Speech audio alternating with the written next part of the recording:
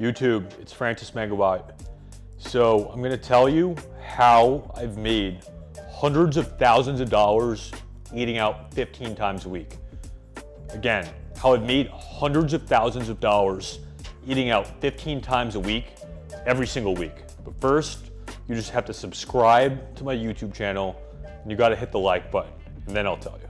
In 2016, I was your broke college student, except for I wasn't really a broke college student because I did well and I focused in college, but yeah, I was not nearly making as much money as I am today. But in 2016, I was just getting started in Philadelphia. I was living in a one bedroom, paying $800 a month. My buddy Ray did me a solid by giving me a whole floor in his house in a neighborhood, Point Breeze. And my main goal was I was looking to expand my network. So I get into the city, I'm looking to get to know more people. And so I'm thinking, how do I expand my network? And the main thing that I started doing is eating out is one of my biggest hobbies. Even when I was in college, while I was in college, I had a $25 hour internship at JP Morgan. I did sales for a health and wellness company, selling like organic products. And I was super busy. I was taking 18-hour credits, and always, I focused on the main thing, which is getting better at my craft. So I've always eaten out because, from college where I was eating, $8 Chipotle meals and not getting the guac on top to save money, to now it's, I just get whatever I want. But it's like eating out, I've always enjoyed it, and this is how, I've used one of my hobbies that has turned into another income stream and helps me with my real estate business. And if you were in sales, if you're in a commission-based business, if you're in any city where it would be of benefit to you to go and meet other people and network, then I recommend sharing this video with your friends. So in 2016, all I wanted to do was meet more people in the city. So, for happy hour, for lunch while at the office, I would just go and eat out. And my main thing is I want to eat out with someone new every single meal so I can just expand my network, meet new people, learn new things. So in the morning after working out at the gym, I would, ask a buddy if they wanted to grab, $6 breakfast at Honey's. And being in Center City, most of the people that belong to a City Fitness, which is a $75 a month membership, it might $60, $75, I don't remember. And they're paying $40 a session for Thrive with a personal trainer. Those are people that have disposable income that are somewhat successful. So, I'd be building relationships with new people, new friends, like while at the gym, and then for lunch, I'd take, the most successful people in the office that were doing, $10 to $100 million in sales out to lunch. I would pay for it. For happy hour, I'm getting together with people that I'm meeting, and I'm just building my network, and I'm purely doing it all for fun in 2016 and just really enjoying myself. And the biggest benefit that I was seeing is in 2016, I didn't have to cook my own food, which I hated cooking, I hated cleaning. It's funny, people make fun of me because I don't have any silverware. I just get the paper plates at CVS. In 2017, I started realizing that, my business was taking off. I realized that, I can go eat for, $10 to $50 a meal. And so in 2017, I valued my time at least $100 an hour. So rather than me, going to cook and clean, and that could take an hour to 2 hours of my time, $100 to $200 an hour, I can go eat for $10 to $50 an hour. So I saw that as, hey, by me, just going and getting food and having someone else that's way better than me at doing that, I'm actually making myself more money and I'm adding more income. 2018 until now, I'd say the habits have just carried over, and I'm so used to just, breakfast, lunch, dinner, happy hour. Every single meal of the day, I'm always having with someone else. And so still to this day, from a habit that I formed in 2016, I still eat every single meal with someone else. So you've seen the change in mindset that I've sort of experienced from 2016 to now 2020. Now, I'm gonna give you specific examples of how I've actually made money doing these things. So in 2017, I end up grabbing breakfast with a buddy, Ryan, who just happens to tell me that he wants to go sell his house. He's thinking of upgrading to a bigger house. And it just happens that I have another client that is looking to go buy his house. Now, typically, most agents, they're just telling sellers that they have buyers because they want the listing. But when I tell sellers that I actually have a buyer, it's actually a legitimate buyer that's looking to buy something.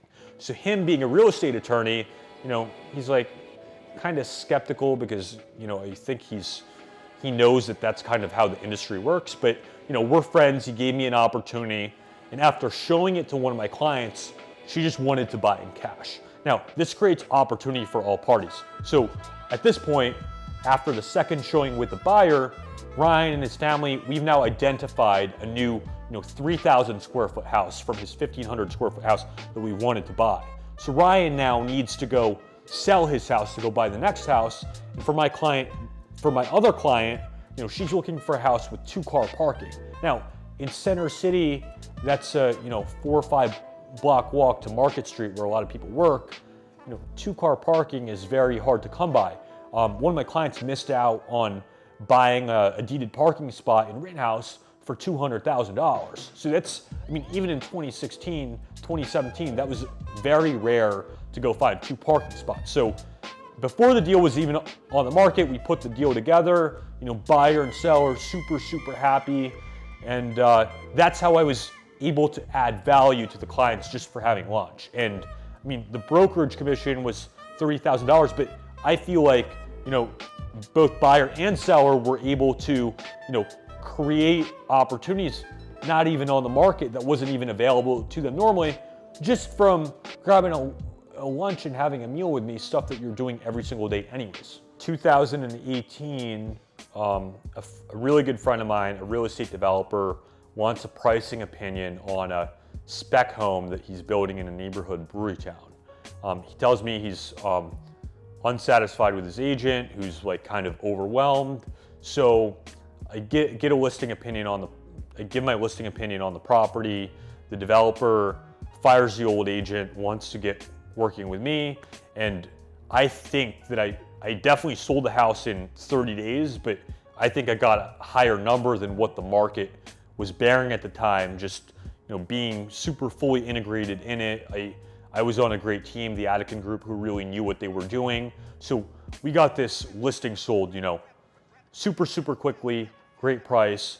And so anyways, how this story comes around is that Coldwell Banker agent that got fired, he ends up getting recruited to my brokerage. And, we're friendly. Real estate is a cooperative business. So I say, hey, let's grab lunch at Zama, like nice to have you in the brokerage. And so just from that lunch at Zama, we actually ended up being business partners and starting Advanced Philly. And that Coldwell Banker agent is actually my business partner, Lawrence Resnick. So just from grabbing lunch that one time, I've learned so much about new construction and the ins and outs of zoning, building, and analyzing development deals and knowing all the costs that go into development. And it all started just from having a lunch and not being shy, something that I was going to do anyways. So me going out of my way to asking Lawrence if he's wanted to grab lunch, that synergy was created and has, that's made hundreds and hundreds of thousands of dollars. And most importantly, like me and Lawrence, because we're good at different things, that's brought in so many deals for our developer clients. We've from a shovel-ready duplex where they can go build to one of our developer clients to pre-selling that property at drywall. Everyone has benefited, and just from grabbing a lunch. It's crazy. 2019, I grabbed lunch with a friend of mine, and this is crazy. Just a few days later, she goes, hey, I have this listing coming up. I think you're gonna have a client interested. and it's for a 4,000 square foot brownstone. Now, the brownstone was definitely overpriced. I think the brownstone was worth $1 million, but their ask was $1.25 million, and this is in an up-and-coming neighborhood in the city. So, kind of got first opportunity to go take a look at the deal. And one thing that I realized as I'm taking a look at this brownstone is that the zoning on this brownstone is by right multifamily. So out back, you could go and build 12 condos with the potential of having parking out back. And so, like right after this, and this opportunity came from grabbing lunch. When I got the phone call a few days later, I just happened to be grabbing lunch with my client from New York City.